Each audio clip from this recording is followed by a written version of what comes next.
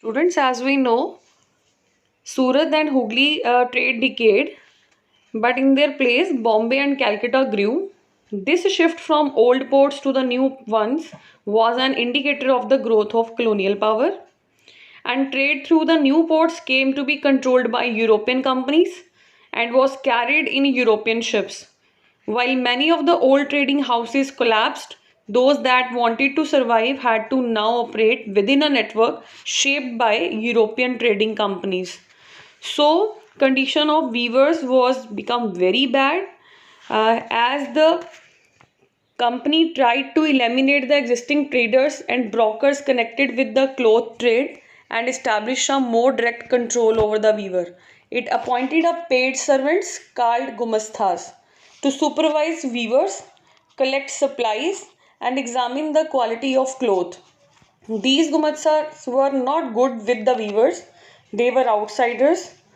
It prevented the company weavers from dealing with other buyers also.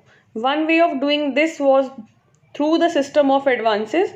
Once an order was placed, the weavers were given loans to purchase the raw material for their production, and those who took loans had to hand over the cloth they produced to the gumasthas. So they could not take it to any other traders. As loans flowed in and the demand for the fine textile expanded, weaver eagerly took the advances, hoping to earn more. Many weavers had small plots of land which they had earlier cultivated along with weaving, and the produce from this took care of their family needs also.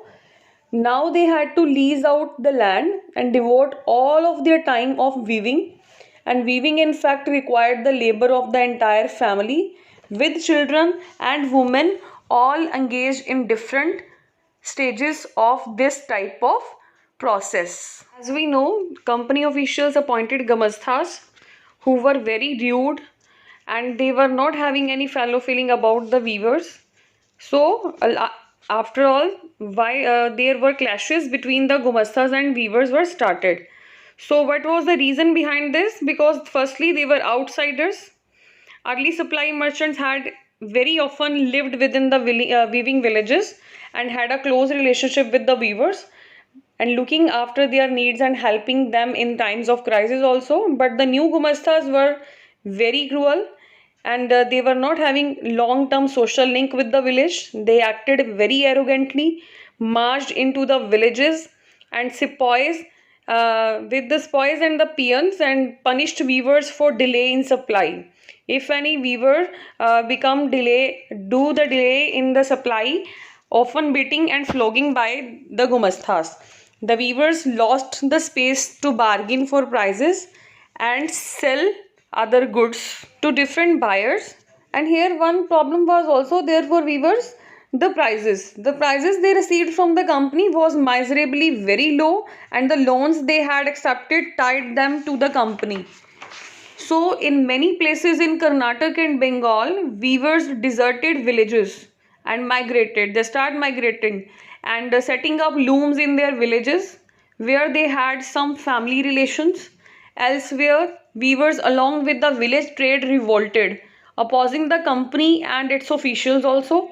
Over a time, many weavers began refusing loans, closing down their workshops, and taking to agriculture labor.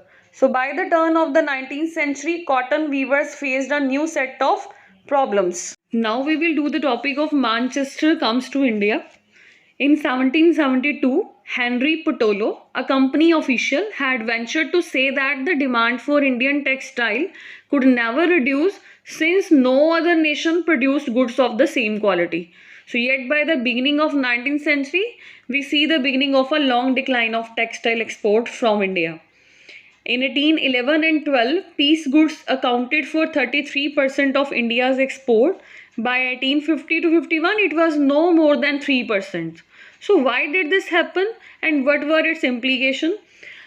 As cotton industries developed in England, industries groups began worrying about imports from other countries.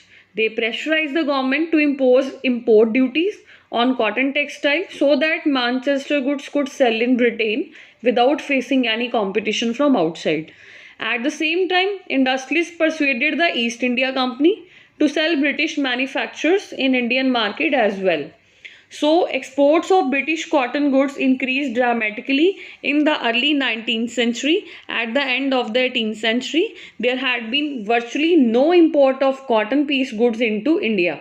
But by the 1850, cotton piece goods constituted over 31% of the value of Indian imports, and by the 1870s, this figure was over 50%. So cotton weavers in India thus faced two types of problems at the same time. Their export market collapsed and the local market shrank. So being glutted with the Manchester imports produced by machines at lower cost, the imported cotton goods were so cheap and the weavers could not easily compete with them. So by the 1850, reports from most weaving regions of India narrated stories of decline and dissolution.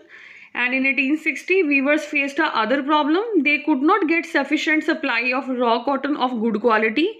And when the American Civil War broke out and cotton supplies from the US were cut off, Britain turned to India.